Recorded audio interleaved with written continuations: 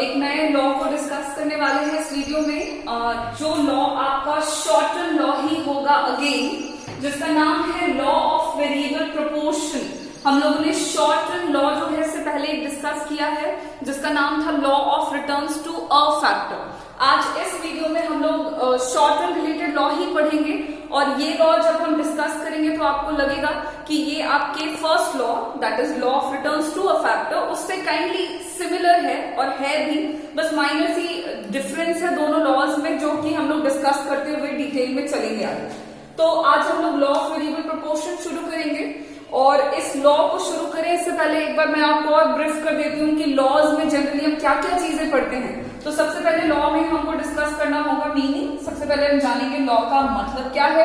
फिर दूसरी चीज जो होगी वो होगी हमारी एजम्पशंस, मतलब लॉ जो है, एजम्पशन का मतलब हो गया कुछ बातों को मान लिया जाता है एज इट इज, और एजम्पशन मतलब वैसी बातों को जब आप मान लोगे तभी आपको लॉ जो है वो देखने को मिलेगा। तो पहला होता है मीनिंग, दूसरा है एजम्पशन, तीसरे टर्म में हम लोग एक्सप्लेन करने वाले हैं लॉ को एक्सप्लेनेशन के अंदर। और लॉ को एक्सप्लेन करने के लिए we are using two terms. पहला हम लोग बनाएंगे एक शेड्यूल टेबल, और दूसरा हम लोग उस शेड्यूल के बेसिस पे, उस टेबल के बेसिस पे डायग्राम ड्रॉ करेंगे, ठीक है, एंड देन एक्सप्लेनेशन होगा, और लास्ट जो टर्म आ जाता है दैट इज कॉजेस। और ये चार टर्म्स में हम लोग लॉ को फिनिश करने वाले हैं, ठीक है। आज भी हम लोग यही काम करेंगे, ये चारों टर्म्स को डिस्कस करने वाले हैं इस लॉ में, एंड देन आपको लॉ ऑफ वेरिएबल प्रोपोर्शन जो है वो क्लियर होगा। तो चलो सबसे पहले शुरुआत करेंगे हम लोग मीनिंग से, जो कि यहाँ पे आपका लिखा हुआ है। जरा देखोगे कि ये लॉ जो है ये बोलता क्या है, इस लॉ का मतलब क्या है। तो जो लॉ ऑफ वेरिएबल प्रोपोर्शन है, अकॉर्डिंग टू दिस लॉ, इस लॉ के अंदर ये लॉ कहता है कि जब आप इंक्रीज करोगे यूनिट ऑफ वेरिएबल फैक्टर, जो कि लेबर होगा, क्योंकि लेबर क्यों है वेरिएबल फैक्टर, क्योंकि हम लोग हैं शॉर्ट रन में। एज आई सेड अर्लियर कि ये लॉ जो है ये शॉर्ट रन रिलेटेड लॉ है, एंड शॉर्ट रन में आप सारे के सारे फैक्टर्स को चेंज नहीं कर सकते। तो जिसको हम चेंज कर सकते हैं इन द शॉर्ट रन, वो है हमारे पास लेबर, तो उसे हम कह रहे हैं वेरिएबल फैक्टर। तो जो वेरिएबल फैक्टर है लेबर, उसके यूनिट को जब हम इंक्रीज करेंगे, बढ़ाएंगे शॉर्ट रन में, तो होगा क्या, सबसे पहले फर्स्ट ऑफ ऑल जो टोटल प्रोडक्शन है वो इंक्रीज करेगा एट एन इंक्रीजिंग रेट, ठीक है। फिर कुछ वक्त के बाद जैसे जैसे आप यूनिट ऑफ वेरिएबल फैक्टर, जो कि कौन है, लेबर, क्योंकि आप है शॉर्ट रन में, उसे आप बढ़ाते चले जाएंगे, देन टोटल प्रोडक्शन जो है वो इंक्रीज करेगा, लेकिन उसके इंक्रीज होने का जो रेट है वो कैसा होगा, decreasing. After some level the total production will start increases at a decreasing rate, और उसके बाद भी अगर आप लेबर के यूनिट को बढ़ाते हैं देन टोटल प्रोडक्शन बढ़ेगा, और बढ़ने का जो रेट होगा वो नेगेटिव होगा। ये लॉ ऑफ वेरिएबल प्रोपोर्शन यही कहता है। चलो इसको हम लोग डिटेल में एक बार और सुनते हैं कि क्या है। तो लॉ ऑफ वेरिएबल प्रोपोर्शन बोलता है कि जब आप शॉर्ट रन में वेरिएबल फैक्टर जो लेबर है उसके यूनिट को आप जैसे जैसे बढ़ाते चले जाओगे, जैसा कि हमने लास्ट वीडियो में देखा हुआ था कि जब आप वेरिएबल फैक्टर यानी इनपुट की बात हो रही है, ठीक है, तो जब आप इनपुट को बढ़ाओगे देन आउटपुट जो है वो आपका इंक्रीज करेगा।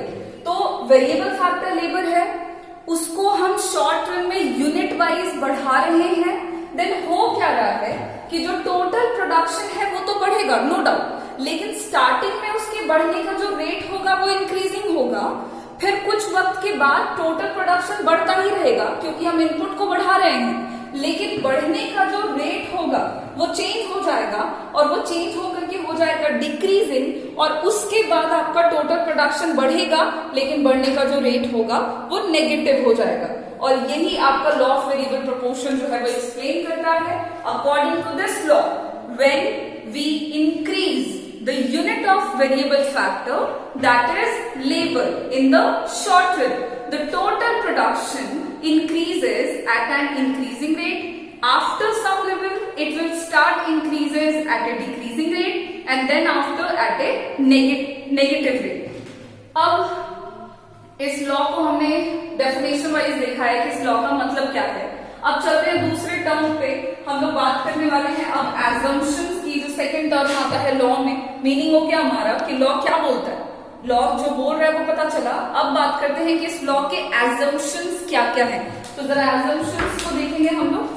एंड एजम्पशन में, एजम्पशन मतलब आपको बताया हुआ है कि कुछ बातें जिसे हम मान लेते हैं, मतलब आप जब इन सारी बातों को एज इट इज अज्यूम कर लोगे तब जाकर के आपको ये जो लॉ है ये देखने को मिलेगा। ये लॉ तभी एप्लीकेबल होगा कहीं पर भी, किसी भी फील्ड में, किसी भी इंडस्ट्री में, जब आप इन बातों को अज्यूम कर लेते हो एज इट इज। और देखते हैं कि कौन कौन सी बातें हैं जो हमें माननी पड़ेगी लॉ ऑफ वेरिएबल प्रोपोर्शन को प्रूव करने के लिए। तो सबसे पहला जो एजम्पशन है that is short period of time. ठीक है, ये जो लॉ है, लॉ ऑफ वेरिएबल प्रोपोर्शन, ये आपको तब देखने को मिलेगा जब टाइम पीरियड जो है वो शॉर्ट होगा। लॉन्ग पीरियड में आपको ये लॉ देखने को नहीं मिलेगा। रीजन ये है कि ये लॉ बोल रहा है कि हमारे पास वेरिएबल फैक्टर के तौर पे एक ही फैक्टर होना चाहिए, दैट इज लेबर, और उसको चेंज करके हम टोटल प्रोडक्शन में चेंज को डिस्कस करेंगे। तो अगर आप लॉन्ग पीरियड की बात करते हो कि लॉन्ग पीरियड में ये लॉ क्यों नहीं देखने को मिलेगा, तो लॉन्ग रन में आपके पास सिर्फ एक फैक्टर वेरिएबल नहीं है, आपके पास सारे के सारे फैक्टर्स वेरिएबल होते हैं, जिसके कारण ये लॉ जो है ये प्रूफ नहीं हो पाएगा, एप्लीकेबल नहीं हो पाएगा। इसलिए short period of time is the first assumption of the law, that is law of variable proportion. Second जो एजम्पशन है वो है कि labour is the only variable factor. मान दिया गया है कि शॉर्ट पीरियड ऑफ टाइम में जो लेबर है एकमात्र वही आपका वेरिएबल फैक्टर है, उसके अलावा और बाकी सारे जितने भी फैक्टर्स होंगे प्रोडक्शन के वो क्या हो जाएंगे, फिक्स्ड हो जाएंगे। थर्ड जो एजम्पशन है वो है कि जितने भी लेबरर का इस्तेमाल किया जा रहा है, ऐसा मान लिया गया है, अज्यूम किया गया है कि जो यूनिट ऑफ लेबर का इस्तेमाल होगा वो एक जैसे होंगे, वो होमोजीनियस होंगे, मतलब वो सारे के सारे इक्वली एफिशिएंट होंगे, ऐसा अज्यूम किया गया है। ठीक है, नेक्स्ट एजम्पशन है कि जो स्टेट ऑफ टेक्नोलॉजी होगी, तकनीक की जो स्थिति है फर्म में, फील्ड में, कहीं पर भी, वो जो है आपकी कांस्टेंट होनी चाहिए, मतलब स्टेट ऑफ टेक्नोलॉजी में कोई चेंज नहीं होना चाहिए, तभी आपको ये लॉ देखने को मिलेगा, अदरवाइज नहीं देखने को मिलेगा। And the next assumption is कि जो रेशियो है in which the factors of production are combined can be change. कहने का मतलब हुआ कि जिस भी प्रोपोर्शन में, जिस भी रेशियो में आपके फैक्टर्स ऑफ प्रोडक्शन को इस्तेमाल किया जा रहा है in the process of production, उनको आप चेंज कर सकते हो। यहाँ पे फैक्टर्स ऑफ प्रोडक्शन का प्रोपोर्शन बोलने का मतलब हो गया कि ये जो फिक्स्ड फैक्टर है और जो वेरिएबल फैक्टर है, चूंकि फैक्टर्स को हम दो टर्म्स में कैटेगराइज कर सकते हैं, समान फिक्स, समान वेरिएबल, दो पार्ट्स में इसीलिए भी कर रहे हैं कैटेगराइज बिकॉज हम लोग हैं शॉर्ट पीरियड ऑफ टाइम में। तो शॉर्ट पीरियड ऑफ टाइम में फैक्टर्स ऑफ प्रोडक्शन दो पार्ट्स में है, फिक्स भी है, वेरिएबल भी है, तो दोनों का जो इस्तेमाल किया जा रहा है in the process of production उसे हम चेंज कर सकते हैं, और ये है आपका एजम्पशन। और इन कुछ एजम्पशंस पर आपका ये लॉ जो है जिसका नाम है लॉ ऑफ वेरिएबल प्रोपोर्शन, ये बेस्ड है। अगर आप इन बातों को अज्यूम करोगे तो ये लॉ जो है ये आपको प्रैक्टिकली देखने को मिलेगा, अदरवाइज ये लॉ प्रैक्टिकली देखने को नहीं मिल पाएगा अगर आप इन बातों को अज्यूम नहीं करते। तो हमने अभी तक देखा हुआ है मीनिंग, लॉ क्या होता है, उसके बाद हमने बात किया कि लॉ के एजम्पशंस क्या क्या हैं, कौन कौन सी बातों को अज्यूम करना जरूरी है।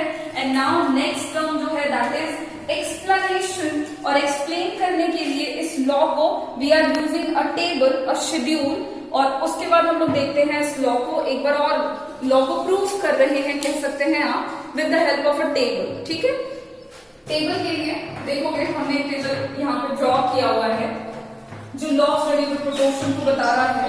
एंड देन यहाँ पे देखोगे आपका एक जगह पे हमने लिया हुआ है फिक्स फैक्टर जो कि फिक्स है, तो उसमें कोई चेंज नहीं हो रहा। ठीक है, फिर है आपका वेरिएबल फैक्टर जो कि ऑफ कोर्स यहाँ पर लेबर है, लेबर को वेरिएबल फैक्टर कंसीडर किया जा रहा है, जो हम यूनिट वाइज देखोगे बढ़ा रहे हैं। ओके, फिर है हमारा टोटल प्रोडक्शन जो कि एपी एवरेज प्रोडक्शन को QL that is variable factor से मल्टीप्लाई करके हमने निकाला हुआ है।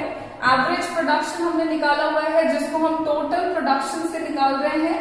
टोटल प्रोडक्शन को QL से डिवाइड करेंगे तो एवरेज प्रोडक्शन मिलेगा, और यहाँ पर है मार्जिनल प्रोडक्शन, जिसको हमने निकाला हुआ है टोटल प्रोडक्शन की मदद से।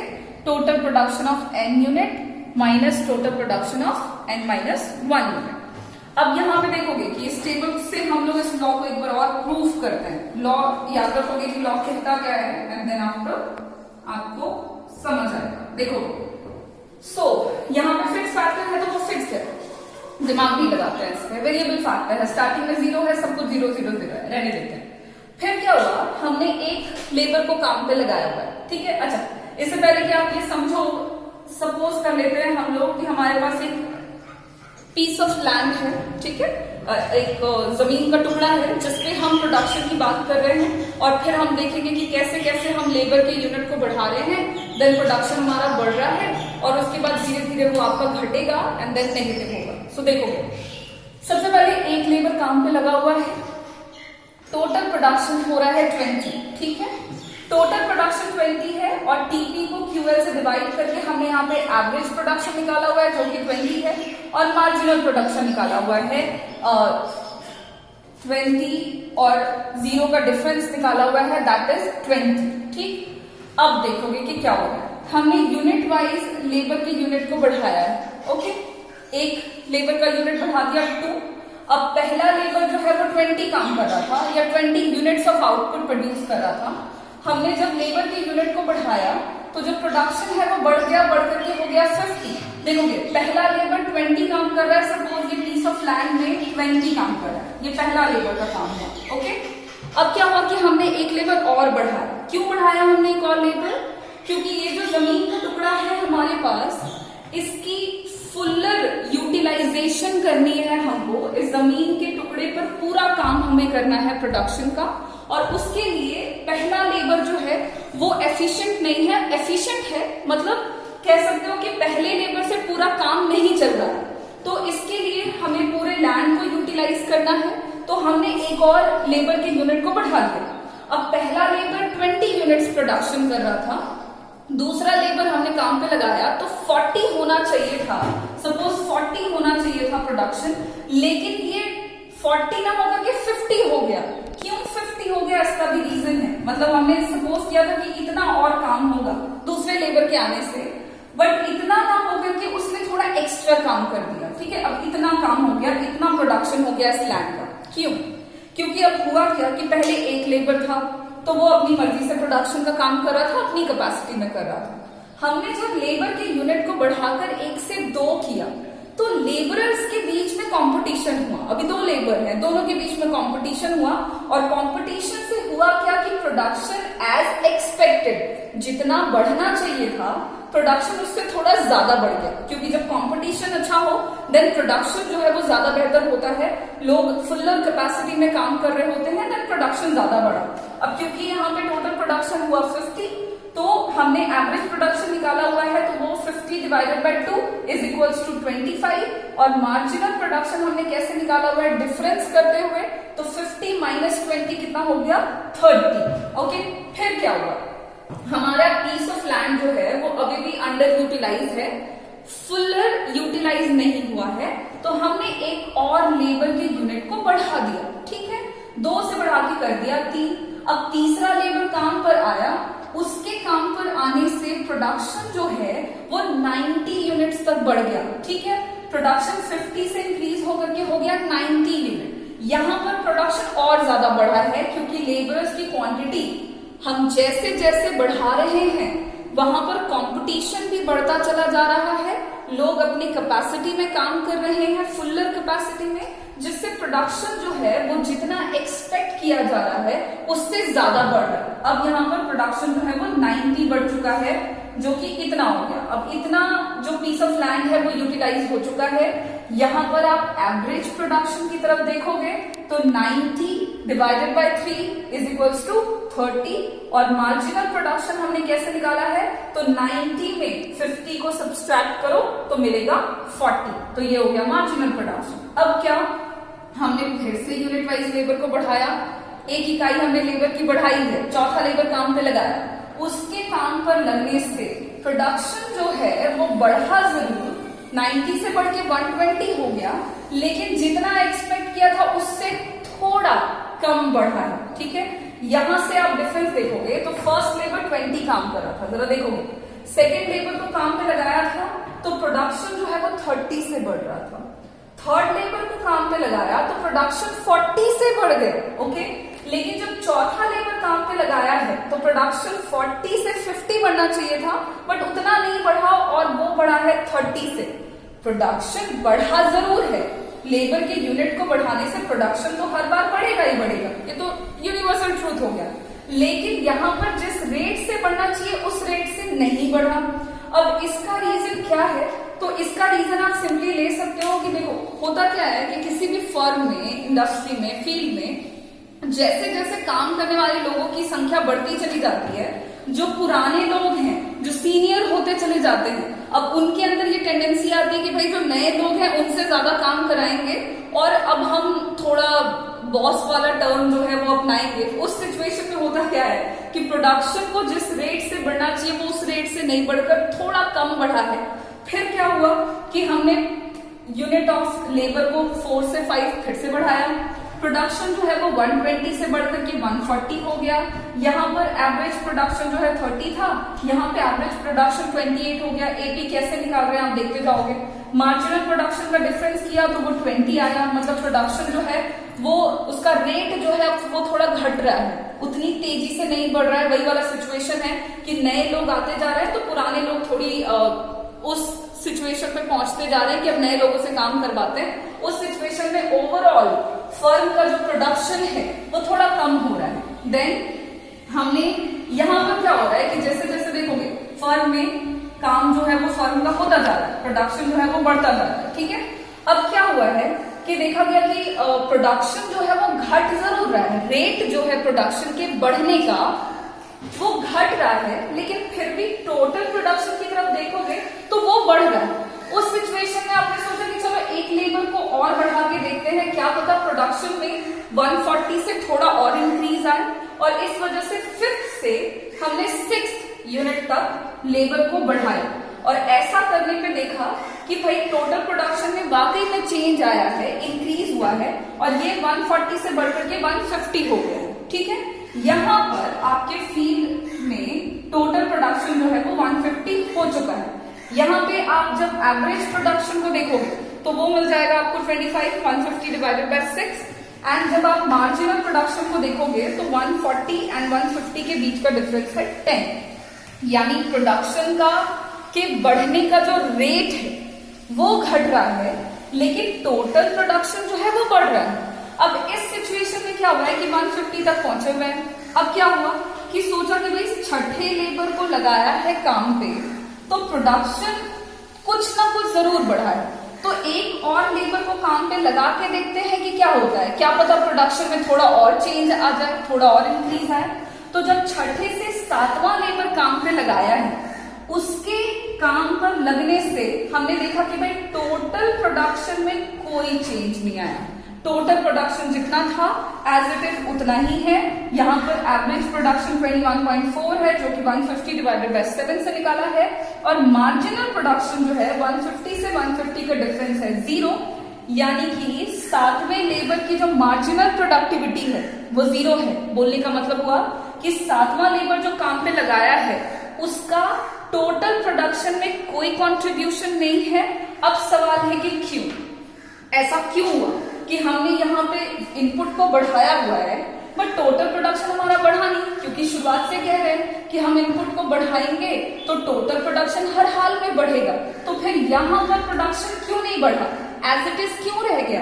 तो इसका रीजन ये है कि जब आप अपने फील्ड की तरफ देख रहे हैं तो आपको आपका फील्ड फुलर यूटिलाइज्ड नजर आ रहा है, मतलब फील्ड की जितनी कैपेसिटी थी प्रोडक्शन की उतनी क्षमता में फील्ड में प्रोडक्शन का काम हो रहा है। अब इससे ज्यादा अगर हम इस पे काम पे लेबरर्स को लगा देंगे तो भाई कैपेसिटी है फील्ड की या फर्म की, आप इसको फील्ड मान रहे हैं, हम इस एग्जांपल में तो फील्ड ही लेके चलेंगे, तो इस फील्ड की अपनी कैपेसिटी है। अपनी क्षमता से ज्यादा ये काम नहीं कर सकता है, भले आप इसमें कितना भी लेबर लगा दो। तो 7वें लेबर की यहाँ पर कोई जगह नहीं थी, बिकॉज 6 लेबर तक यहाँ पे काम जो है वो हो जा रहा था अच्छे तरीके से, जितना काम होना चाहिए था उतना हो जा रहा था। बट 7वां लेबर थोड़ा एक्स्ट्रा आ गया है, और चूंकि आपका जो फील्ड है वो फुल्ली यूटिलाइज हो चुका है, उसकी कैपेसिटी जो है वो पूरी हो चुकी है, इस वजह से हमने यहाँ पे लेबर को काम पे लगाया जरूर, लेकिन उसका प्रोडक्शन जो है वो जीरो रहा, उसका कोई कंट्रीब्यूशन ही नहीं रहा।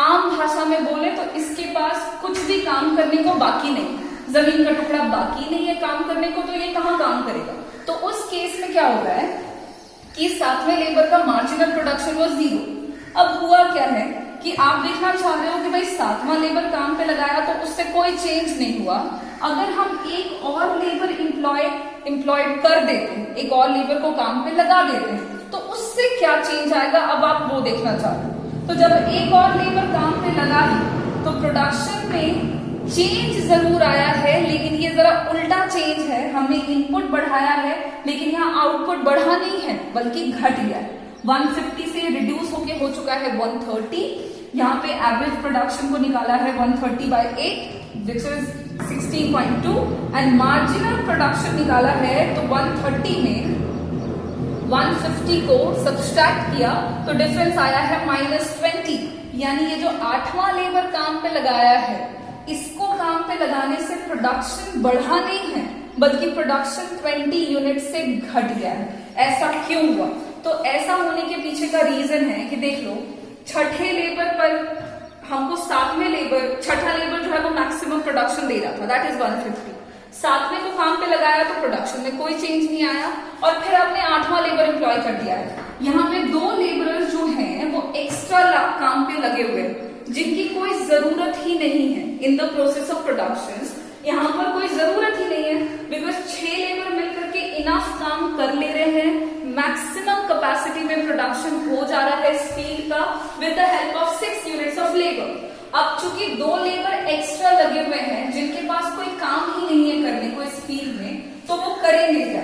तो वो करेंगे भाई कि बाकी लेबरर्स को थोड़ा डिस्ट्रैक्ट करेंगे, इंटेंशनली नहीं करेंगे बट दिस इज नेचुरल कि आपको जरूरत है 4 लोगों की, आपने वहां पे 8 लोगों को काम पे लगाया हुआ है, तो जो एक्स्ट्रा लोग हैं वो क्या करेंगे?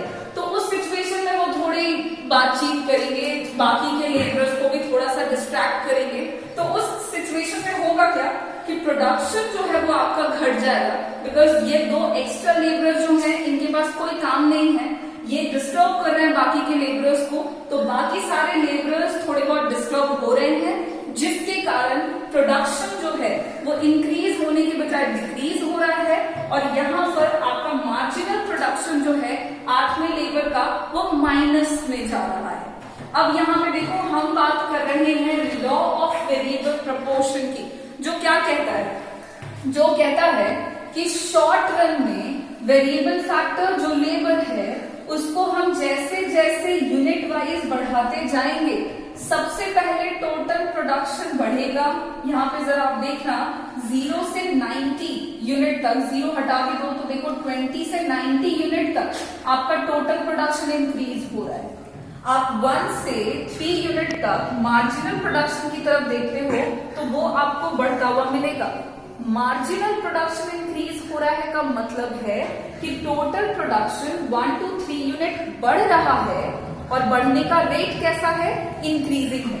फिर क्या हो रहा है कि हमने 4 से 7 यूनिट तक जैसे जैसे लेबर के यूनिट को बढ़ाया है, हमारा टोटल प्रोडक्शन इंक्रीज तो हो रहा है, 120, 140, 150 इट इज इंक्रीजेस, बट जब हम मार्जिनल प्रोडक्शन की तरफ देखते हैं तो मार्जिनल प्रोडक्शन हमें 4 से 7 यूनिट तक डिक्रीज होता हुआ नजर आ रहा है। इसका मतलब है कि टोटल प्रोडक्शन बढ़ रहा है और बढ़ने का रेट कैसा है? तो वो है आपका डिक्रीजिंग। ठीक है, स्टार्टिंग में इंक्रीजिंग रेट से बढ़ रहा था, फिर डिक्रीजिंग रेट से बढ़ने लगा, और फिर आपने जैसे जैसे यूनिट ऑफ वेरिएबल फैक्टर को बढ़ाया है, टोटल प्रोडक्शन जो है इसे कहते हैं कि बढ़ रहा है, और बढ़ने का रेट नेगेटिव है। बात समझोगे कि कहोगे कि बढ़ कैसे रहा है, आप तो बोल रहे हैं बढ़ रहा है। यहाँ पे 150 से 130 मैं कह रही हूँ कि बढ़ रहा है, लेकिन रेट जो है बढ़ने का वो नेगेटिव है। किसी भी टर्म के बारे में, किसी भी वैल्यू के बारे में जब कहा जाता है कि वो नेगेटिव रेट से बढ़ रहा है, इसका मतलब है कि वो घट रहा है। ठीक है, यहाँ पे आप देखोगे तो रेट जो है वो नेगेटिव है, ये नेगेटिव रेट है बिकॉज एनपी का जो वैल्यू है वो माइनस में है। तो यहाँ पे हम कहेंगे कि total production increases at A negative rate. तो ये है आपका लॉ ऑफ वेरिएबल प्रोपोर्शन जो हमने शेड्यूल से, टेबल से प्रूव किया है। देखो, initially total production increasing rate से बढ़ रहा है, फिर कुछ लेवल के बाद टोटल प्रोडक्शन डिक्रीजिंग रेट से बढ़ रहा है, और फिर वो बढ़ने लग रहा है नेगेटिव रेट से। So this is all about the law of variable proportion, जिसको हमने अभी तक टेबल से समझा हुआ है। अब हम लोग इन्हीं टेबल के वैल्यूज को प्लॉट करेंगे इन अ ग्राफ, एंड देन हम लोग देखेंगे कि ग्राफ में हम इस लॉ को एक बार और प्रूव करेंगे कि कैसे जीपी बढ़ रहा है इंक्रीजिंग रेट में, फिर डिक्रीजिंग रेट में, और देन नेगेटिव रेट में, और उसके बाद हम लोग उसके कॉजेस पे चलेंगे। ठीक है, वो जो है वो लोग अगले वीडियो में करेंगे। अभी तक के लिए आप इतना ही देखोगे। हमने आज के वीडियो में देखा हुआ है meaning law of variable proportion का क्या मतलब है, लॉ क्या कहता है, इसके एजम्पशंस क्या क्या है, कौन कौन सी बातों को मानेंगे तो लॉ देखने को मिलेगा, और फिर हमने इसको एक्सप्लेन किया है टेबल से, जिसमें हम लोगों ने प्रूफ करने की कोशिश करी है लॉ को, जिसमें हमने देखा कि 1 से 3 यूनिट तक टीपी इंक्रीजिंग रेट में बढ़ा था, फिर 4 से 7 यूनिट तक डिक्रीजिंग रेट में बढ़ा था, और फिर 8 यूनिट यानी कि 7 के बाद 7 to 8 यूनिट में वो नेगेटिव रेट से बढ़ने लगा। ठीक है, इसके आगे हम लोग नेक्स्ट वीडियो में करेंगे। Thank you.